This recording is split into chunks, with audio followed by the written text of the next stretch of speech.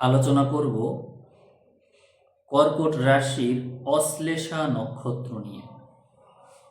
জন্ম সময়ে যারা কর্কট রাশিতে জন্মগ্রহণ করেছেন এবং জন্ম নক্ষত্র অশ্লেষা, তারা আসলে মানুষ হিসেবে কেমন এবং তাদের জীবনের বিভিন্ন দিক, এইগুলো নিয়ে আলোচনা হবে। এটি হচ্ছে আপনার বেসিক ভিডিও। প্রত্যেকটা নক্ষত্রের জন্য এই চ্যানেলে একটা করে বেসিক ভিডিও আছে, যে ভিডিওর মাধ্যমে আপনারা নিজেদেরকে জানতে পারেন, যা আপনাদের জীবনের নানান বিষয় সম্পর্কে আপনাদেরকেই অবগত করে, সতর্ক করে। তো আমি শুরু করব ভিডিও আলোচনা, কিন্তু আপনাদেরকে ধৈর্য ধরে কিন্তু শুনতে হবে। এই ভিডিও আপনারা হয়তো অনেকেই মনে করতে পারেন যে আমি কোনো কিছু দেখে পড়ছি। না, বিষয়টা মোটেও এমন না। আমার সামনে কিছু অ্যানালাইসিস আছে, সেটা লিখিত আকারে না, এটা ছক আমি আপনাদেরকে দেখাচ্ছি, তাহলে আপনারা ভালো বুঝবেন। এই যে দেখুন, আমার সামনে এই বিষয়টা আছে, এইটাই আমি দেখে দেখে বিশ্লেষণ করব এবং আপনাদেরকে শোনাবো। ঠিক আছে? তো আপনাদেরকে ধৈর্য ধরতে হবে।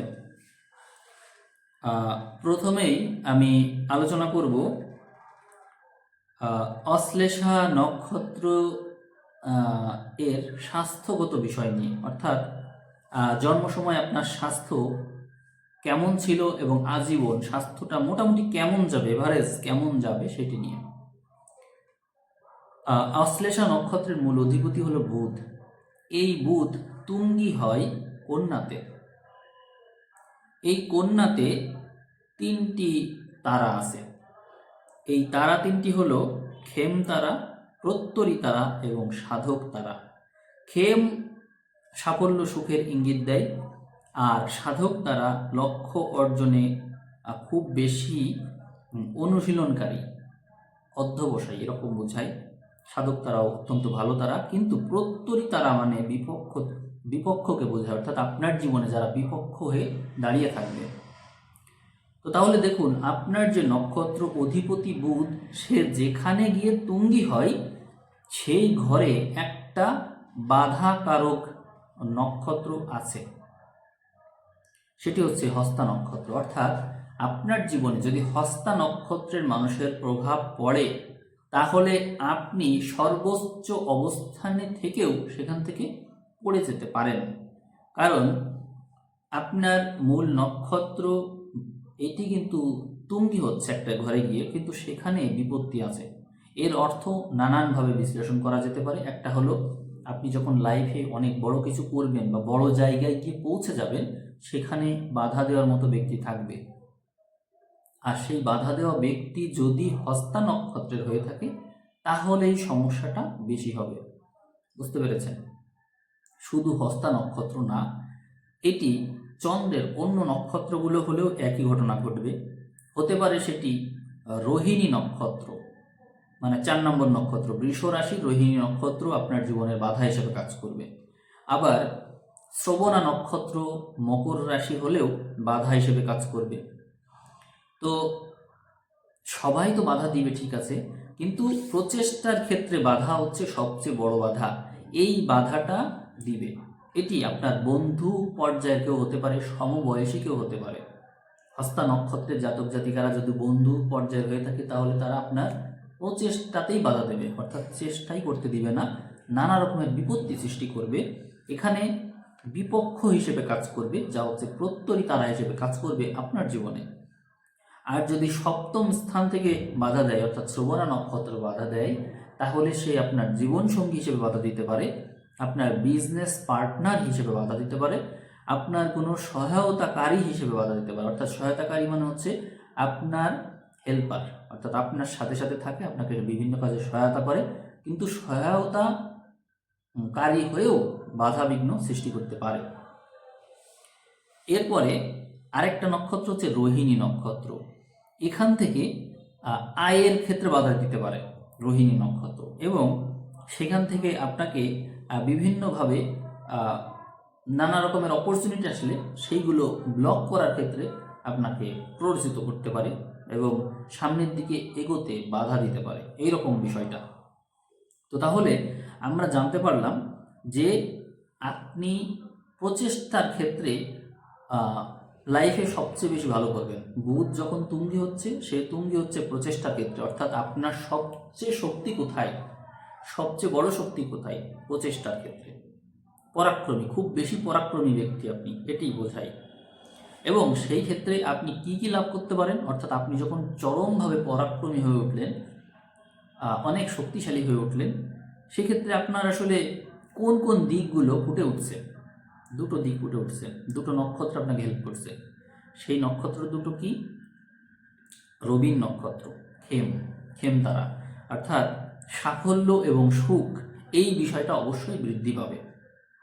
জন্ম সময় যদি কোনো শুভ গ্রহ উত্তর ফাল্গুনী নক্ষত্র অবস্থান করে, ভালো করে শুনুন, উত্তর ফাল্গুনী নক্ষত্র অর্থাৎ সিংহ এবং কন্যাতে রবির যে একটা নক্ষত্র আছে 12 নম্বর নক্ষত্র, এই নক্ষত্রে যদি শুভ কোনো গ্রহ থাকে, বিশেষ করে বুধ, বৃহস্পতি অথবা শুক্র, এরা যদি কেউ এখানে থাকে, বুধ থাকলে সবচেয়ে ভালো, তাহলে আপনি লাইফে অনেক কিছু করতে পারবেন। মানে সুখ এবং শান্তি, সাফল্য, এগুলো কিন্তু অটোমেটিক্যালি আপনার জীবনে আসবে। এটি কিন্তু বুধের এইখানে থাকার জন্য আপনি এগুলো পাবেন। আর যদি সাধক তারাই থাকে, অর্থাৎ চিত্রা নক্ষত্রে থাকে, তাহলেও আপনি লাভ করবেন এক দৃঢ়তা। কোনো সাফল্য বা কোনো কিছু অর্জন করার ক্ষেত্রে আপনি খুব বেশি দৃঢ়চেতা ব্যক্তি হবেন, এটি বোঝায়। আর বুধ তুঙ্গি তো হলো কন্যাতে, কিন্তু বুধ নিঃস্বস্ত হয় কোথায়? নিঃস্বস্ত হয় হচ্ছে মীনের ঘরে গিয়ে। তাহলে দেখুন, মীনের ঘরে আমরা কি কি তারা দেখতে পাই, একটু দেখে আসি। মীনের ঘরে আমরা 3টা তারা দেখতে পাই। একটা হচ্ছে আপনার জন্ম তারা, একটা দেখতে পাই মিত্র তারা এবং অতি মিত্র তারা। মিত্র তারা হচ্ছে শনির, বৃহস্পতির, এবং অতি মিত্র হচ্ছে শনি, অর্থাৎ এখানে কোনো নেগেটিভিটি নেই। তাহলে জন্ম সময়ে যদি আপনার কোনো গ্রহ এখানে থাকে, এই মীনের ঘরে থাকে, শুভ গ্রহ এখানে কোনো তারাই যদি থাকে, তাহলে খুবই ভালো। বিশেষ করে মাঝের যে তারাটা, অর্থাৎ অতি মিত্র তারা, এটি হচ্ছে আপনার জন্য সমুদয় নারী, যা দ্বারা আপনার জীবনসঙ্গীকে নির্দেশ করে, খুব ভালো বন্ধুত্ব, এরকম সম্পর্ককে নির্দেশ করে। যদি আপনি বিবাহের ক্ষেত্রে 26 নম্বর নক্ষত্রকে বেছে নেন, অর্থাৎ মীন রাশি, উত্তর ভাদ্রপদ নক্ষত্র, বুঝতে পেরেছেন নিশ্চয়ই, মীন রাশির 26 নম্বর নক্ষত্র অর্থাৎ উত্তর ভাদ্রপদ নক্ষত্র, এই নক্ষত্রের মানুষকে যদি আপনি জীবনসঙ্গী হিসেবে বেছে নেন, তাহলে কিন্তু খুবই ভালো হয় আপনার জন্য। এর চেয়ে ভালো আর হতে পারে না, কারণ এখানে কোনো দোষ নেই। এবং এটি হচ্ছে আপনার অতিমিত্র তারা এবং 26 নম্বর তারা, যা সমুদয় নারীকে নির্দেশ করে আপনার, এই জন্য আপনার জন্য বেস্ট এটা। তাহলে বুঝতে পারলেন যে আপনি কাকে বিবাহ করবেন। আর তাছাড়াও আমি বলছিলাম, নক্ষত্র হিসেবে বুধ, নক্ষত্র অধিপতি বুধ এসে এখানে নিচস্থ হয়, এই মীনের ঘরে নিচস্থ হয়, কিন্তু এখানে তার কোনো দোষ নেই। অর্থাৎ এখানে 3টা নক্ষত্র আপনার আছে, সেই 3টা নক্ষত্রই পজিটিভ। এর অর্থ হলো, আপনার জীবনে যদি দুর্দিনও আসে, কঠিন সময়ও যদি আসে, যদি আপনাকে বিনীতও হওয়া লাগে, তারপরেও কিন্তু আপনার পরাজয় হচ্ছে না, কারণ এটা নবম ঘর এবং এটা আপনার ত্রিকোণ, এবং এখানে সমুদয়ের ঘর রয়েছে, যার কারণে আপনি জীবনসঙ্গী থেকে হেল্প পাবেন, বা এরকম কঠিন পরিস্থিতিতে জীবনসঙ্গী থেকে যথেষ্ট হেল্প পাবেন, বা জীবনসঙ্গী আপনার জীবনে জুটে যাবে, চলে আসবে, এরকম নানান বিষয় দেখায়। তার মানে এই জায়গা কিন্তু অত্যন্ত ইতিবাচক আপনার জন্য, এটি বুঝতে পারলেন। তাহলে বুধ যদি তুঙ্গি হয়, তাহলে আপনার প্রচেষ্টা বল বাড়বে, এবং 2-3টা বিষয় আমি বললাম যা মাত্রাতিরিক্ত বাড়বে। কিন্তু একটা অংশ বললাম হস্তা নক্ষত্রের কথা, যে ওই নক্ষত্রের মানুষ যদি আপনার জীবনে এসে যায়, তাহলে আপনার বিপদ হতে পারে। এটা বললাম বুধের তুঙ্গস্থ ক্ষেত্রের কথা। আর বুধ যদি নিচস্থ হয়, তাহলে আপনার কোনো সমস্যা নেই। তার মানে বোঝা গেল আপনার জন্য বিনয়ী ভালো, তাই না? বিনয়ী ভালো, অর্থাৎ আপনি যদি বিনীত হন, যদি নমনীয় হন, তাহলে আপনার জীবনে আরও বেশি উন্নতি, অর্থাৎ অন্য ক্ষেত্রগুলো আপনার জন্য স্ট্রং হবে। কি স্ট্রং হবে? আপনার জীবনে মিত্রতা বাড়বে, মিত্র নক্ষত্র আছে এখানে, মিত্রতা বাড়বে, আপনার জীবনে অতি মিত্রতার আগমন হবে, অর্থাৎ অতি মিত্র যারা ঘনিষ্ঠ বন্ধু তারা আসবে। আর কি হবে? জন্মতারা ওখানে আছে, জন্মতারার যে সমান, অর্থাৎ ত্রিকোণ, তো তাতে কী হবে, আপনার জীবনে স্বাস্থ্যের যে উন্নতি সেটি হবে। অর্থাৎ চিন্তা করছেন না, বুধের নিজস্ব ভাব জাগরণে চিন্তা না করা, ভক্তিভাব জাগ্রত হওয়া, এই বিষয়গুলোর কারণে আপনার জীবনে কিন্তু স্বাস্থ্যের যে শুভ প্রভাব সেটি কিন্তু দেখবেন। অর্থাৎ শুভ স্বাস্থ্য লাভ হবে, স্বাস্থ্য লাভ। তাহলে বুঝলেন বুধের প্রভাবটা। এখন আমরা যদি এখন রাশির অধিপতিকে দেখি, এখানকার রাশির অধিপতিকে, কর্কটের রাশির অধিপতি, কর্কট রাশির অধিপতি চন্দ্র। চন্দ্র কোথায় তুঙ্গি হয়? বৃষতে। এই বৃষ কেমন ঘর আপনার জন্য? বৃষ হচ্ছে এমন একটা ঘর যেটিতে অবস্থান করছে আপনার জন্য প্রত্যরী তারা, খেম তারা এবং সাধক তারা, যেটির কথা আমি কন্যাতে বলছিলাম। অর্থাৎ এখানে আপনার জন্য একটা বিপদ আছে, একটা বিপদ। সেই বিপদটা কি? ওই রোহিণী নক্ষত্র যে প্রত্যরী বা বিপক্ষ, এবং একই সাথে এখানে আছে আপনার একটা নারী, বিনাশ নারী। বুঝতে পারছেন ভয়াবহতা? বিনাশ নারী এর মানে হলো আপনার রাশির অধিপতি চন্দ্র যদি তুঙ্গি হয়, যেখানে গিয়ে তুঙ্গি হয় সেখানে একই সমস্যা রয়েছে। সেখানে গিয়ে আপনি সাফল্য সুখের চরম পর্যায়ে পৌঁছাতে পারেন। আপনি সেখানে গিয়ে লক্ষ্য অর্জনের জন্য অত্যন্ত দৃঢ় এরকম অবস্থান নিতে পারেন। আবার এমনও হতে পারে আপনার বিপক্ষ আপনার বিনাশের কারণ হবে। অর্থাৎ আপনি যখন লাইফের চূড়ান্ত পর্যায়ে উঠে যাবেন তখন আপনার বিপক্ষ সৃষ্টি হবে এবং সে আপনার বিনাশের কারণ হবে। বুঝতে পারলেন? এবার আমরা দেখব এই চন্দ্র যদি তুঙ্গি না হয়ে নিঃস্বস্ত হয় তাহলে কি হতো। নিঃস্বস্ত হলে সে চলে যাচ্ছে ত্রিকোণে এবং সেখানে থাকছে তিনটি নক্ষত্র, জন্ম জন্ম তারা, মিত্র তারা এবং অতিমিত্র তারা। তার মানে এখানেও নমনীয় হলে আপনার জন্য ভালো। এখানেও সেই নমনীয়তার কথাই আমি আবার বলবো। তার মানে আপনারা বুঝতে পারছেন যে কর্কট রাশি অশ্লেষা নক্ষত্রের জীবনে যদি সে অত্যন্ত উচ্চ পর্যায়ে যায় তাহলে তার জীবনে শত্রুর আগমন অবশ্যই হয় এবং তাকে অনেক স্ট্রাগল করতে হয়। কারণ চন্দ্র সমুদ্রের ঢেউয়ের মতো ওঠানামা তার জীবনে। কিন্তু সে যদি নমনীয় থাকে, সে যদি ভক্তিমান হয়, সে যদি উগ্র না হয়, সে যদি শান্ত থাকে, তাহলে তার কোথাও কোনো সমস্যা নেই। তার জীবনে মিত্র অতি মিত্র আগমন তো হচ্ছে, সেই সাথে তার সুস্বাস্থ্য লাভ হচ্ছে। তাহলে কর্কট রাশির অশ্লেষা নক্ষত্রের মানুষের কেমন হওয়া উচিত? অবশ্যই খুব বেশি শান্ত স্বভাবের হওয়া উচিত। এটি হলে তার জীবনের সমস্যা অনেক কিছুই সমাধান হয়ে গেল। আপনারা দেখবেন কর্কট রাশির অশ্লেষা নক্ষত্রের জাতক জাতিকারা যারা বেশি সফল হয়েছে তারা ওই সফলতার সাথে সাথে বিপদেও পড়েছে। বুঝতে পারলেন?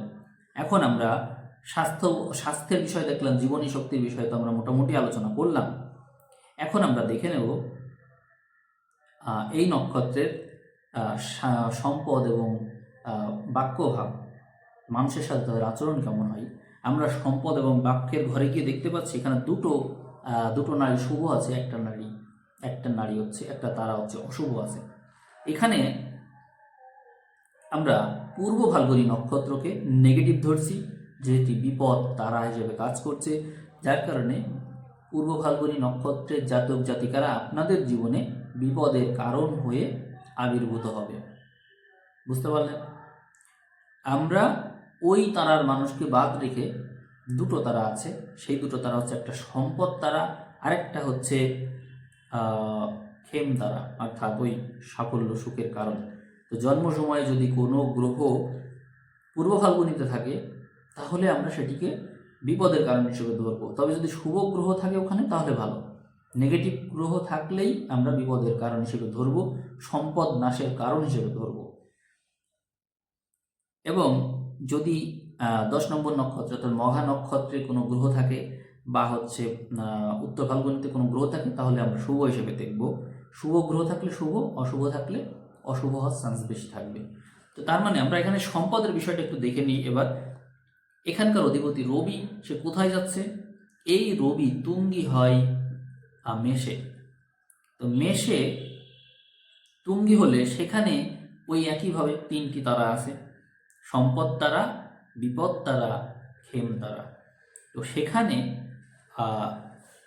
সম্পদ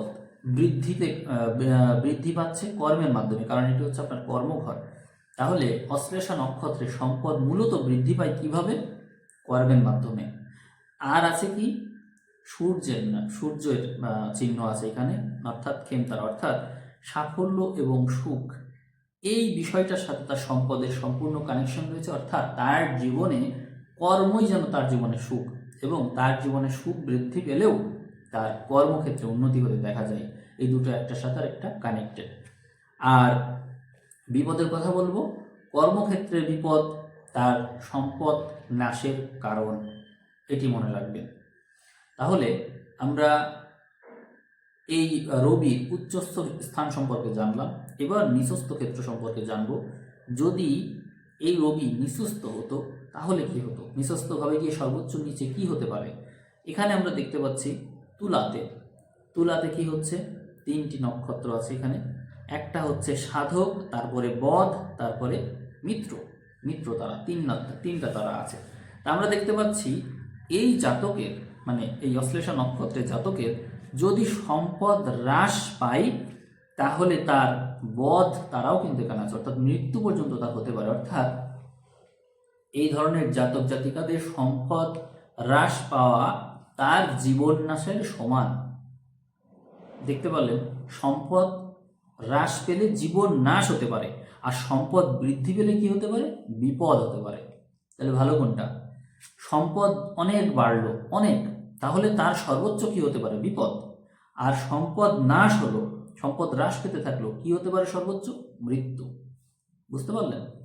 তো এর থেকে আমরা স্পষ্ট হলাম যে অশ্লেষা নক্ষত্রের জাতক জাতিকাদের সম্পদ হ্রাস পেলে তাদের ভিতরে যুদ্ধ শুরু হয়ে যায় এবং তাদের জীবনী শক্তি অতি দ্রুত কমতে থাকে, এটি কিন্তু হয়ে থাকে। এবং তার সম্পদ হ্রাস পেলে তার মানসিক বল অনেক কমে যায়। এখানে আমরা সাধক তারাকে দেখতে পাই এবং মিত্র তারাকে দেখতে পাই। তার মানে হলো জাতক জাতিকাদের যদি সম্পদ হ্রাস পেতে থাকে তাহলে তাদের মধ্যে সাধকের স্বভাব আসে, অর্থাৎ তারা লক্ষ্য অর্জনের জন্য মরিয়া হয় এবং অনেক বেশি ধ্যানস্থ হতে শেখে। টোটালি তারা হচ্ছে একাগ্র হতে শেখে, একাগ্রচিত্ত হয় এবং খুব স্থির হয়।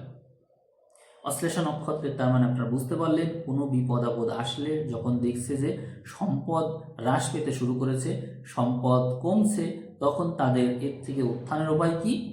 একাগ্র হওয়া। এটি কিন্তু তার মূল মন্ত্র, তার জীবনের গোপন কথা। এবং এই সময়ে তার জীবনে আর একটা জিনিস প্রয়োজন, সেটি হচ্ছে মিত্র তারা যেটি বলছে সেটি হচ্ছে মিত্রতার বন্ধন, অর্থাৎ বন্ধুত্ব স্থাপন করতে হবে, মিত্র সংখ্যা বাড়াতে হবে, সুসম্পর্ক বজায় রাখতে হবে। এই সময়ে তার জীবনে যদি মিত্রের আগমন ঘটে তাহলে সেই পরিস্থিতি থেকে বের হয়ে আসবে, সম্পদ আবার বাড়তে শুরু করবে। আর মানুষের সাথে মিত্রতা বৃদ্ধি করতে পারলে তার এই পরিস্থিতিও আস্তে আস্তে কেটে যেতে থাকবে। তাহলে আপনারা কিন্তু আপনাদের জীবনে অনেক গোপন কথা জানতে পারছেন এই ভিডিও থেকে। আমরা এখন তার একটু শত্রু ঘরটা বিবেচনা করব। শত্রু ঘর, আমরা শত্রু ঘরে দেখতে পাই আবারও 3টি তারাকে। সেখানে সম্পদ, বিপদ এবং খেম তারা অবস্থিত। তো সেখানে ষষ্ঠ ঘর এবং সেখানে কিন্তু বিপদ তারা আছে, এবং এই তারাটা আবারও বলছি সেই শুক্রের সেই নক্ষত্র, অর্থাৎ পূর্ব ফাল্গুনী, পূর্বাষাঢ়া এবং ভরণী। এই 3 ধারা থেকে আপনারা সাবধান থাকবেন। জন্ম সময়ে আপনার যদি কোনো নক্ষত্র বা কোনো গ্রহ এই 3 নক্ষত্রে থাকে, অশুভ গ্রহ হয়ে যদি এখানে থাকে তাহলে তো বিপদ আরও বাড়লো। আর যদি কোনো শুভ গ্রহ এই নক্ষত্রে থাকে তাহলে অশুভত্ব কাটলো, কিছুটা কমলো অশুভত্ব, এটিই বলবো। আপনারা দেখবেন আপনাদের এই পূর্বাষাঢ়া মানে 20 নম্বর নক্ষত্র, তারপরে হচ্ছে ভরণী মানে 2 নম্বর নক্ষত্র, এবং পূর্ব ফাল্গুনী 11 নম্বর নক্ষত্র, এখানে কোনো গ্রহ আছে কিনা এটি দেখবেন। তো আমরা যদি জীবনসঙ্গী নির্বাচন করতে চাই তাহলে আমরা কি ধনু রাশির পূর্বাষাঢ়া নক্ষত্রের জাতক জাতিকাকে অ্যাকসেপ্ট করব? কখনো না। ভরণী না, পূর্ব ফাল্গুনী না, এগুলো কিন্তু বাদ। আমি এর আগে এটাও বলেছি হস্তা নক্ষত্র, রোহিণী নক্ষত্র, এটি এবং শ্রবণা নক্ষত্র, এদেরকেও কিন্তু বাদ রাখতে হবে। এরপরে আমি কথা বলবো সাংঘাতিক নারী নিয়ে। আপনার জীবনে আরেকটা নারীর মানুষ আছে, আরেকটা তারার মানুষ আছে যারা হচ্ছে আপনার জন্য নেগেটিভ, অত্যন্ত নেগেটিভ। আপনার জীবনের আমি বলছিলাম এর আগে বিনাশ নারীর কথা। বিনাশ নারী মানে হচ্ছে চন্দ্রের যে লোকজন আছে, আমরা আপনার জীবন থেকে চন্দ্রের মানুষকে নেগেটিভ হিসেবে বাদ দিয়ে দিচ্ছি, শুক্রের মানুষকে নেগেটিভ হিসেবে বাদ দিয়ে দিচ্ছি, আরেকটা বাদ দিব, সেটা হচ্ছে রাহু।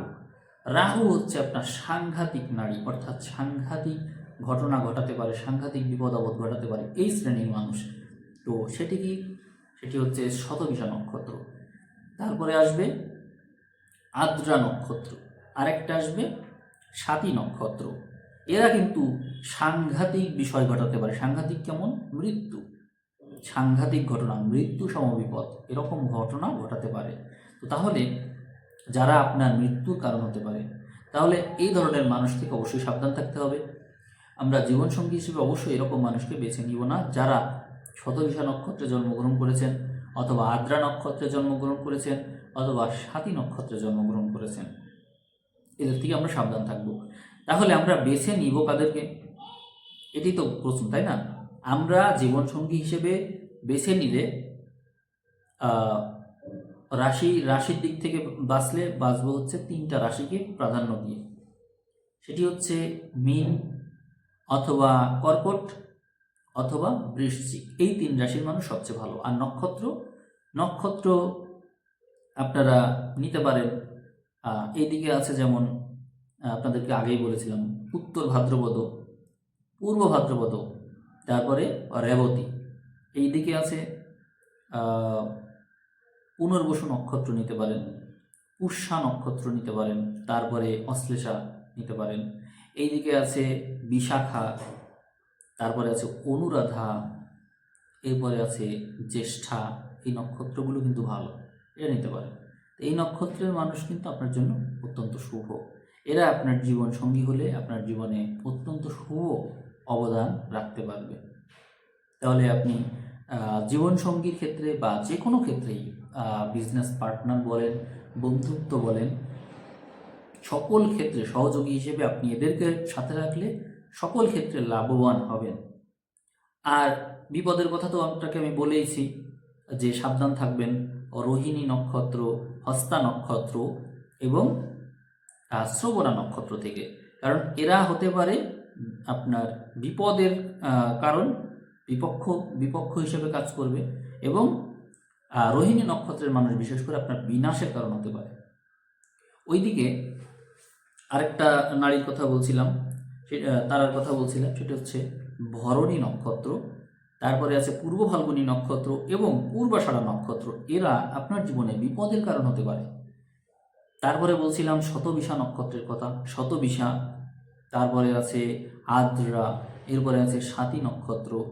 এরা কিন্তু আপনার জন্য মৃত্যুর কারণ হতে পারে। বিশেষ করে শতবিশা নক্ষত্র আপনার জীবনে সাংঘাতিক ঘটনা ঘটাতে পারে। তাহলে দেখুন, এত ক্লিয়ার করে স্পেসিফিক করে কিন্তু আপনাকে নক্ষত্র বলে দিচ্ছি। এখন আর যে নক্ষত্রগুলো থাকছে আমি তাদের কথা একটু বলবো। যদি আপনি আপনার জীবনে কেতু প্রধান ব্যক্তিকে বেছে নেন, অর্থাৎ অশ্বিনী, মঘা, অথবা এখানে মূলা নক্ষত্র আছে, এদেরকে যদি বেছে নেন তাহলে আপনার জীবনে সম্পদ লাভ হতে দেখা যায়। সেক্ষেত্রে আপনি এদেরকে বেছে নিতে পারেন যদি আপনার সম্পদের প্রতি আগ্রহ থাকে। তো আপনি যদি মেষ রাশির যে অশ্বিনী নক্ষত্র, এই নক্ষত্রের মানুষ বেছে নেন আপনার জীবনে, তাহলে আপনি কর্মক্ষেত্রের উন্নতির মাধ্যমে সম্পদ অর্জন করবেন। যদি আপনি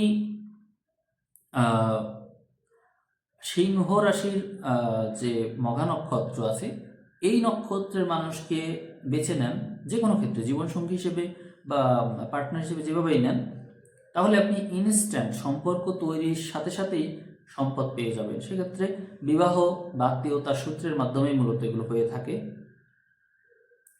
আর যদি আপনি এখানে ধনু রাশির যে মূলা নক্ষত্র আছে, এদেরকে যদি জীবনসঙ্গী হিসেবে বেছে নেন বা সঙ্গী হিসেবে বেছে নেন, বা পার্টনার হিসেবে বেছে নেন যে কোনোভাবে, তাহলে আপনি মূলত তার সাথে সংগ্রাম সংঘর্ষ করে কোনো একটা কাজ করে তারপরে অর্থ লাভ করবেন, এটি দেখায়। আমরা সাফল্য এবং সুখের ব্যাপারে একটু দেখব। সাফল্য এবং সুখের ক্ষেত্রে আপনি বেছে নিতে পারেন মেষ রাশির কৃত্তিকা নক্ষত্রের মানুষকে। এরা সাফল্য বা সুখের ক্ষেত্রে আপনাকে কর্মক্ষেত্রে যথেষ্ট হেল্প করবে, সর্বদা হেল্প করবে। আবার যদি আপনি সিংহ রাশির যে উত্তর ফাল্গুনী আছে তাকে বেছে নেন, বা কন্যা আছে, বৃষতে আবার ওইদিকে কৃত্তিকা কিন্তু ছিল, বৃষটাও নিতে পারেন, সমস্যা নেই, মেষ বৃষ যেটাই নেন সমস্যা নেই। এদিকে কন্যা বা সিংহ এর যে উত্তর ফাল্গুনী নক্ষত্র আছে এটিকে যদি বেছে নেন, তাহলে আপনি জীবনে সম্পদ লাভ করবেন, তারপরে হচ্ছে এর সম্পদ লাভ করবেন এবং এর মাধ্যমে সুখ সাফল্য সব কিছু লাভ করতে পারবেন। জীবনে প্রচেষ্টা বল বাড়বে, আপনাকে মনোবল বৃদ্ধিতে সহায়তা করবে। আর ওইদিকে যদি আপনি ধনু রাশির যে এখানে উত্তর আষাঢ়া নক্ষত্র আছে এবং মকর রাশির যে উত্তর আষাঢ়া নক্ষত্র আছে, এদেরকে যদি আপনি আপনার জীবনে নিয়ে আসেন, তাহলেও আপনি এখান থেকে যথেষ্ট লাভবান হবেন, সুখ সাফল্য লাভ করতে পারবেন। তাহলে দেখুন, এই যে নক্ষত্রগুলোর কথা আমি বলছি, এরা কিন্তু আপনার জীবনে বেশ অবদান রাখতে পারবে। এরপর আরেকটা নক্ষত্রের কথা বলবো, লক্ষ্য অর্জনে যারা বেশি সহায়তা করতে পারে, অর্থাৎ মঙ্গলের নক্ষত্র। তো মঙ্গলের নক্ষত্র আছে কোথায় কোথায়? আমরা দেখতে পাই বৃষতে এবং মিথুনে মঙ্গলের নক্ষত্র, মৃগশিরা নক্ষত্র আছে। এই নক্ষত্র আপনার জীবনে লক্ষ্য অর্জনে যথেষ্ট সহায়তা করবে। এরপরে চিত্রা নক্ষত্র দেখতে পাই কন্যা এবং তুলাতে, এখান থেকেও আপনি জীবনসঙ্গী চয়ন করতে পারেন। তারপরে চয়ন করতে পারেন এই পাশে আছে হচ্ছে মকর এবং কুম্ভতে, সেখানেও আমরা ধনিষ্ঠা নক্ষত্র দেখতে পাই।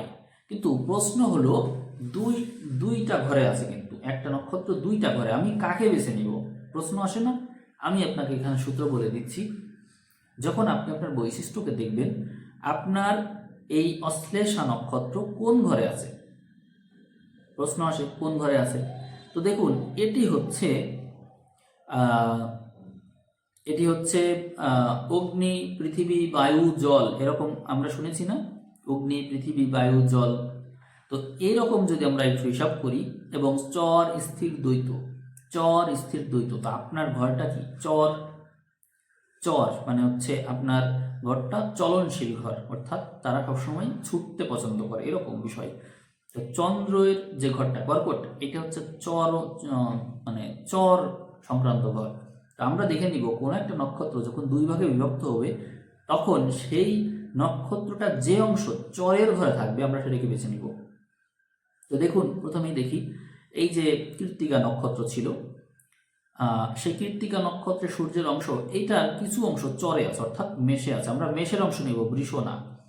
আবার আমরা যখন মঙ্গলের নক্ষত্রকে দেখছি, মঙ্গলের নক্ষত্র দুটোতেই আছে, আমরা কোনোটাকেই নেব না, কারণ এটি চরের কোনো অংশই নেই। আবার এইদিকে আরেকটা মঙ্গলের নক্ষত্র চিত্রাকে দেখতে পাই, একটা আছে কন্যাতে, একটা আছে তুলাতে, আমরা নেব কোনটা? আমরা নেব তুলার অংশ। আবার ওইদিকে মঙ্গলের দুটো অংশ আছে, ধনিষ্ঠ নক্ষত্র, সেখানে একটা আছে মকরে আর এক অংশ আছে কুম্ভতে, আমরা নেব কোনটা? মকরের অংশ। বুঝলেন? অর্থাৎ আপনি যাকে নিতে যাচ্ছেন সে যদি কুম্ভের অংশে পড়ে যায় তাহলে বাদ, যদি মকরের অংশে থাকে তাহলে নিব। বুঝতে পারলেন? অর্থাৎ জন্ম সময়ে তার চন্দ্র বা রবি এই নক্ষত্র নিয়ে সে জন্মগ্রহণ করেছে, তাহলে আপনার জন্য সে শুভ হয়ে গেল। ওখানে গেলে যে অশুভ হয়ে গেল বিষয়টা এরকম না, কিন্তু শুভত্ব এই দিকেই বেশি। কর্ম নিয়ে একটু আলোচনা করি, আপনার জীবনের কর্মটা আসলে কেমন হয়ে থাকে। তো কর্মক্ষেত্রে বলবো যে এখানে তিনটা নক্ষত্র দেখা যায়, একটা হচ্ছে সম্পদ, তারপরে আরেকটা নক্ষত্র বিপদ, আরেকটা নক্ষত্র হচ্ছে ক্ষেম। অর্থাৎ আপনার জীবনটা কীরকম, এখানে আপনি লাইফে কর্ম করবেন সম্পদ অর্জনের জন্য এবং সাফল্য ও সুখ লাভের জন্য, এটি হচ্ছে আপনার কর্মক্ষেত্র। তো কর্মক্ষেত্রে এখানকার মূল অধিপতি আমরা মঙ্গলকে দেখতে পাই। মঙ্গল তুঙ্গি হয় কোথায়? মঙ্গল তুঙ্গি হয় সপ্তমে, আপনার রাশি থেকে সপ্তম ঘরে। অর্থাৎ আপনি কর্মক্ষেত্রে তখনই ভালো করবেন যখন আপনি আপনার বৈবাহিক জীবনে আপনার পার্টনারের সাথে সুসম্পর্ক বজায় রাখবেন এবং বেশিরভাগ ক্ষেত্রে আপনি কর্মে সাফল্য লাভ করবেন বিজনেস থেকে। যদি বিজনেসটা ঠিকভাবে করতে পারেন তাহলে সবচেয়ে ভালো করবেন। আর নিঃস্বস্ত হয় কোথায়? এই মঙ্গল নিঃস্বস্ত হয় হচ্ছে কর্কটে এসে।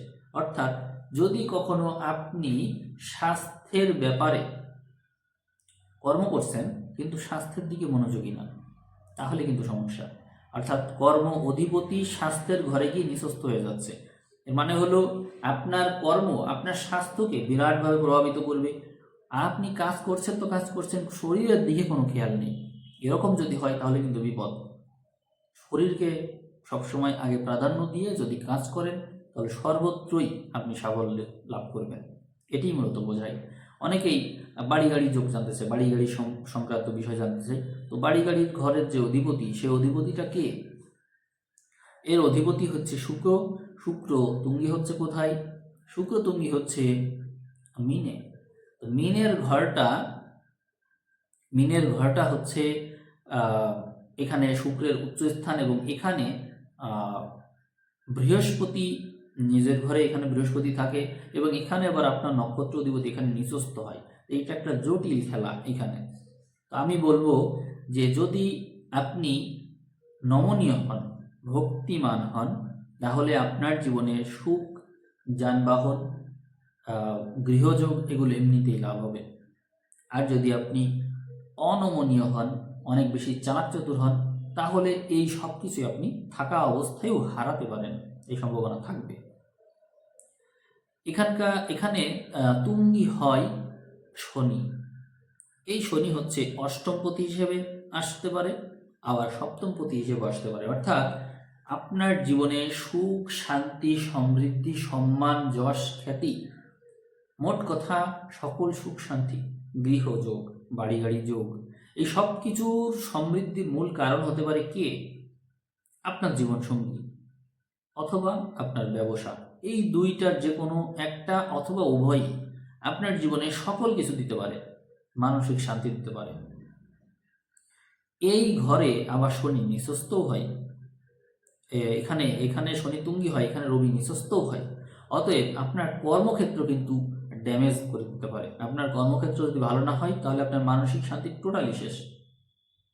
আর দশম ঘর, কর্মঘরে গিয়ে শনি নিঃস্বস্ত হয়ে যায়, তার মানে হলো সপ্তমপতি নিঃস্বস্ত হচ্ছে কর্মঘরে। অর্থাৎ আপনি যদি আপনার কর্মক্ষেত্রে ব্যবসার সাথে কাজও করছেন, চাকরি করছেন, ব্যবসা করছেন, তাহলে কিন্তু আপনি ওই ক্ষেত্রে বিপদে পড়তে পারেন, এই সম্ভাবনা আছে। এবং একই সাথে আরেকটা কথা বলা যায় যে আপনার জীবন সঙ্গীর সাথে যদি আপনার সম্পর্ক ভালো না থাকে তাহলে আপনি কর্মক্ষেত্রে কখনোই সাফল্য লাভ করতে পারবেন না। কারণ আপনার কর্মক্ষেত্রে আপনার জীবনসঙ্গী নিঃস্বস্ত হয়ে পড়ে, অর্থাৎ তার সাথে সম্পর্ক খারাপ হওয়ার কারণে সে আপনার কর্মকে নেতিবাচকভাবে প্রভাবিত করবে এবং আপনি বিপদে পড়বেন। এখন আমরা দেখে নেব আয় ভাব। আমরা সবসময় প্রাপ্তি যোগ নিয়ে চিন্তিত থাকি, আয় ভাব জানতে চাই। তো দেখি আয় ভাবে কি অবস্থা। আয় ভাবের অধিপতি শুক্র। এই শুক্র তুঙ্গি হয় ভাগ্যঘরে। অর্থাৎ আপনার আয় মূলত বৃদ্ধি পায় ভাগ্যগত কারণে। তাহলে আমরা অবশ্যই ধর্মভাবকে বৃদ্ধি করব, নিজের ভাগ্য বর্ধনের জন্য ভক্তি ভাবকে প্রবল করব, তাহলেই আমার ইনকাম বেড়ে যাবে, প্রাপ্তিযোগ বেড়ে যেতে পারে। এই শুক্র নিঃস্বস্ত হয় কোথায়? প্রচেষ্টার ঘরে, কন্যাতে নিঃস্বস্ত হয়। এর অর্থ হলো আপনার প্রাপ্তিযোগ হ্রাস পাবে তখন যখন ওখানে 3 তারা আছে, সেই 3 তারার বৈশিষ্ট্য হ্রাস পাবে। যেমন এখানে আছে খেম তারা, অর্থাৎ সাফল্য ও সুখ যখন আপনার জীবনে আস্তে আস্তে চলে যেতে থাকবে, আপনার সাফল্যের কারণ সেটি জানবেন।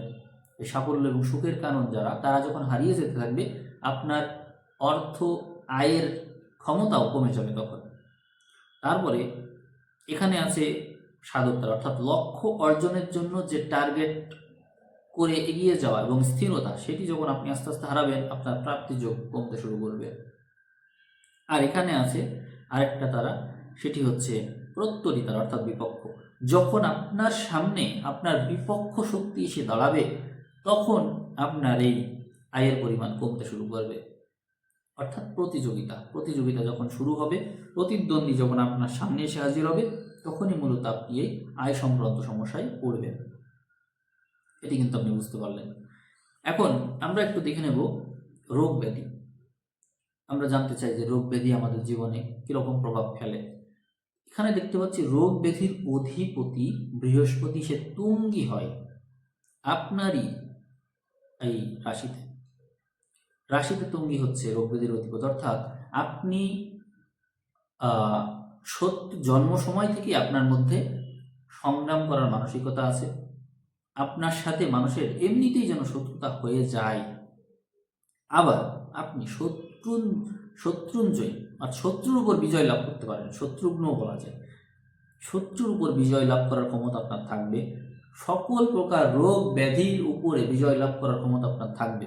অর্থাৎ ষষ্ঠপতি এখানে তুঙ্গি অবস্থায় আছে, তার মানে আপনার সুস্বাস্থ্য আপনি অর্জন করতে পারেন। আবার রোগে আক্রান্ত হয়ে ধরাশায়ীও হতে পারেন, এটিও কিন্তু বলা যায় এখান থেকে। তার মানে আপনার সংগ্রাম করার মানসিকতা যদি স্ট্রং হয়, তাহলে সকল প্রকার রোগ ব্যাধিও আপনি নির্মূল করতে পারেন। আর যদি এগুলো সহ্য না করতে পারেন, জীবনে দরিদ্রতা নেমে আসে, ভয় ভীতি নেমে আসে, তাহলে বিপদ আপদ আপনাকে ছেয়ে ফেলবে, নানান রোগে আক্রান্ত হয়ে পড়বেন, এটি বলা যায়। এই ষষ্ঠপতি নিঃস্বস্থ হয় কোথায়? সপ্তমে। অর্থাৎ আপনার জীবনে যত রকমের বিপদ আপদ আছে, আসবে কোথা থেকে? সংসার থেকে, আপনার ওয়াইফ থেকে। এখানে এই আপনার জীবনের ওয়াইফ বা ওয়াইফ ম্যাটেরিয়াল বা স্পাউস, জীবনসঙ্গী, এরা হচ্ছে সবচেয়ে বড় বিপদ। এরা কর্মক্ষেত্র বিপদ ঘটাতে পারে, আবার আপনার শত্রু তৈরি করতে পারে, নিজেই শত্রু হয়ে যেতে পারে, আপনার জীবনের পতন ঘটিয়ে দিতে পারে। এটি কিন্তু আপনি জানলেন। তো আশা করি আপনি এই বিষয়গুলো থেকে সাবধান থাকবেন। আমি এই ভিডিও নিয়ে আলোচনা করলে আরও অনেক আলোচনা করতে পারবো, দীর্ঘক্ষণ আলোচনা করা সম্ভব, কারণ এটা তো একটা অ্যানালাইসিস, দেখছি বলছি এরকম। তো আপনারা ধৈর্য সহকারে শুনলেন, শেষ পর্যন্ত দেখেছেন কিনা জানি না। আমি প্রতিটা ভিডিও শেষে একটা করে উক্তি বিশ্লেষণ করে তারপরে শেষ করি। চ্যানেলের বই জ্ঞানবাণী বই, তো সেই বই থেকে আমি এখন একটা উক্তি বিশ্লেষণ করব। আপনারা যদি শুনতে চান শুনতে পারেন। তো উক্তিটা আমি পড়ে শোনাচ্ছি। উক্তিটা হচ্ছে 23 নম্বর উক্তি। গাছের পাতার সৌন্দর্য যা চোখে পড়েছে, সুন্দর মনের মানুষও সেই খুঁজে পাবে। অত্যন্ত সিম্পল একটা কথা। গাছের পাতা সৌন্দর্য, গাছের পাতা সৌন্দর্য আর এমন কি, তাই না?